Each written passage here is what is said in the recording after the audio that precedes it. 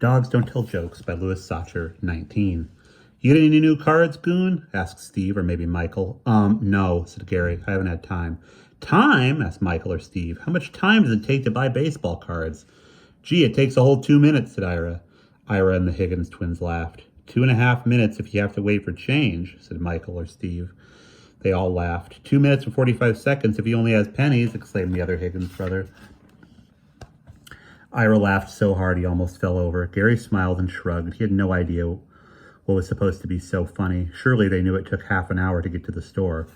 2 minutes and 46 seconds if he drops one, said Ira. They were hysterical.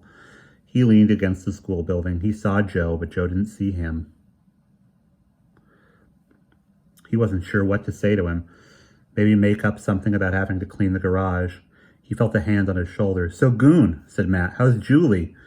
Paul and Ryan laughed. I guess I should have told you to bring flowers, said Paul. They laughed again. Ryan nudged Gary with his elbow. Did you kiss her? No, said Gary. Aw, man, why not? Asked Matt. That was your big chance. Julie's really hot for you, said Paul. That's why I gave you her address. I knew you'd be too shy to go on your own. Yeah, right, said Gary. Paul looked offended. I wouldn't lie to you, Goon. He said, I was just trying to help a friend. But if you're going to be that way about it, he walked away. Matt and Ryan followed. Gary glanced at a poster for the talent show. Can you sing, dance, or play the tuba? Floyd Hicks wants you in the talent show. 2 days away. He'd still go to it. But as a spectator, he wanted to hear Joe's rap. Wait, let me get this straight, Joe said in gym class. You went to Julie Rose's house? Gary shrugged. Joe and Zach cracked up. They played flag football. I was wide open, said Gary, returning to the huddle. I didn't see you, Goon, said Joe. Then he laughed. Sorry, but I keep picturing you at Julie's house. He laughed again. You have to admit that's funny. Gary smiled. He went straight home after school. He wanted to get an early start in his homework because there was a television show on at 8 o'clock that Joe always watched. He sat at his desk. He thought about the talent show. It was hard for him to believe that he once actually thought he'd be up on stage in front of the whole school telling jokes. Now he couldn't even imagine it. 2 days away. I'd probably be going crazy right now, he said. He had read a chapter in history, but he had to read a chapter in history. But as he stared at the pages, he found himself reading the same paragraph over and over. He read it at least 3 times, but still didn't know what it said. Can't concentrate, huh? Asked a voice behind him. He turned around. An old woman was sitting cross-legged on his bed. She was eating mashed potatoes and gravy. He watched her dig her spoon into the potatoes, then slurp noisily from it. She wore green flannel pajamas and a black bolero, which was the kind of hat worn by Zorro. You want some? She offered, holding out a spoonful of mashed potatoes and gravy. Huh?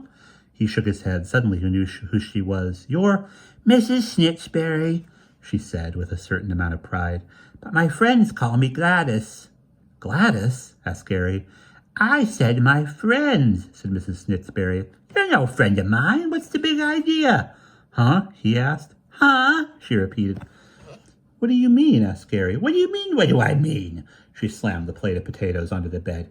Quitting the talent show. He shrugged. No way, Buster, said Mrs. Snitchberry. You've been making fun of me every day for the last 2 years. She jumped off the bed. Did I ever complain? She poked him in the chest with her finger. Did I? She poked him again. Did I?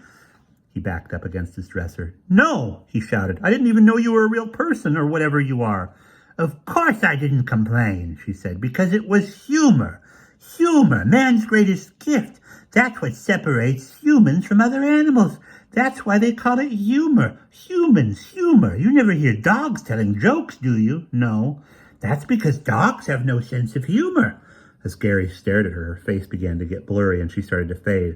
But then he blinked and she reappeared as sharp as ever. She pulled Gary's ears. Ow! He yelled. You can't quit on me now, Buster, said Mrs. Snitchberry. You owe me. Gary jerked away. But my jokes aren't funny, he shouted. He sat down on his bed. So? That never stopped you before, said Mrs. Snitchberry. Gary sighed. I was kidding, said Mrs. Snitchberry. Boy, you are in sorry shape, aren't you? She sat down on the bed next to him, right on top of the plate of mashed potatoes and gravy. But my jokes aren't funny, Gary moped. I did nothing but make up jokes for 2 weeks, and they all stink. No wonder I never had any friends. I wouldn't be my friend either if I had to listen to me all the time.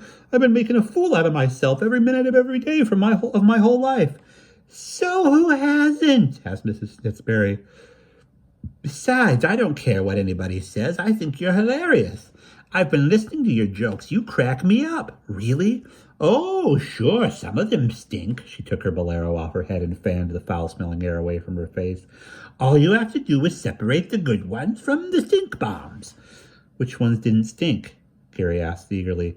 That's for you to figure out, said Gladys. She stood up and walked across the room. Her backside was dripping with potatoes and gravy. I guess Rudolph is kind of funny, Gary said. I was proud of that one. But it's too late anyway. The talent show is the day after tomorrow. I can't. I wouldn't have any time to put it all together or practice. I just can't. Besides, I don't even know if Miss Langley would let...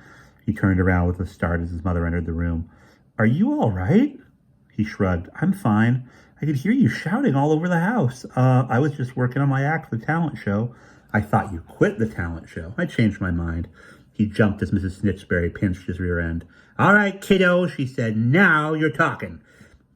His mother looked at him oddly. Are you sure you're all right? She asked. Never felt better, said Gary. Besides, quitting never solves anything, he added, trying to sound rational.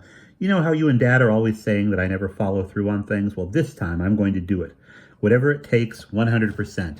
He jumped as Mrs. Snitsberry goosed him again. Okay, his mother said with some hesitation, just as long as you keep it in perspective. And that's the end of chapter 19.